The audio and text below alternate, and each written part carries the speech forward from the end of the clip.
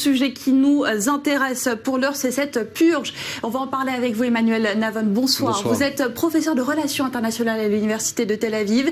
Alors, les chiffres de la purge en Turquie donnent le vertige. Plus d'une centaine de médias qui ont été fermés. Cette purge qui s'étend à tous les domaines. Qui peut arrêter Erdogan aujourd'hui?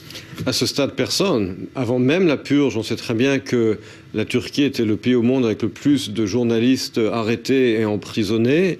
On sait que Erdogan prévoyait de faire une réforme constitutionnelle pour transformer la présidence turque à une présidence à la française, avec de véritables autorités exécutives, et qu'il y avait un bras de fer avec les autres partis politiques, en particulier l'opposition et les médias.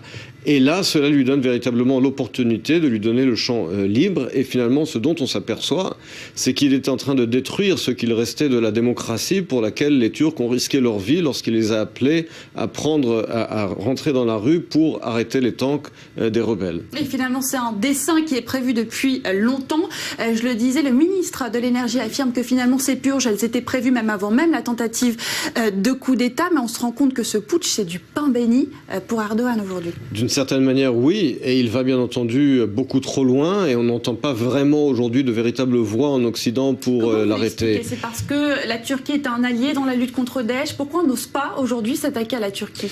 Ça n'est pas nouveau. On a vu pendant très longtemps, depuis de nombreuses années, que les dirigeants occidentaux vraiment laissent le champ libre à Erdogan en dépit de son régime autoritaire, en dépit de ses atteintes à la liberté de la presse, en dépit de sa répression des Kurdes, en dépit de son rôle plus qu'ambigu vis-à-vis de Daesh, la façon dont il les a laissés entrer en Turquie, passer en Europe, etc.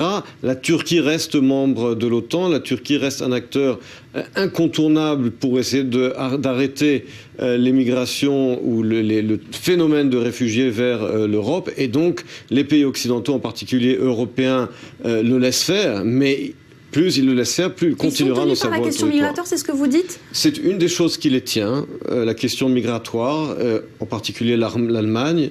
On voit très bien qu'Angela Merkel a tout fait pour arriver à un accord avec Erdogan, et elle ferme les yeux sur beaucoup de choses. En ce qui concerne les États-Unis, comme je l'ai dit, le fait que la Turquie soit membre de l'OTAN, cela aussi les rend très frileux vis-à-vis d'Erdogan. Et malheureusement, la voie est libre pour lui, encore une fois, pour détruire le peu de démocratie pour lesquels les Turcs ont risqué leur vie. Alors, vous l'avez dit, la Turquie membre de l'OTAN, en revanche, Turquie membre de l'Union européenne, c'est pas pour demain, on l'a compris. C'est terminé, bien entendu, à ce stade, avec cette politique d'Erdogan, avec la menace, bien entendu, des réfugiés. Ça n'est plus du tout à l'ordre du jour. Et je pense qu'Erdogan lui-même n'est plus intéressé par... Il a fait son choix Il a fait son choix, c'est très clair, depuis plusieurs années déjà.